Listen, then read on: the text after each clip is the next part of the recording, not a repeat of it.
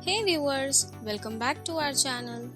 While using on-screen keyboard, you will get click sound for every click you make on it. It is very easy to turn off. Let's see how to do it. First, click on Windows Start button or search icon. Type on-screen keyboard. Click on on-screen keyboard option to open it. Now click on Options key present at right bottom side of on-screen keyboard. Remove the tick mark in the checkbox present before Use click sound.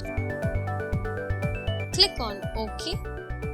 Now click sound is turned off for on-screen keyboard. Thank you for watching the video.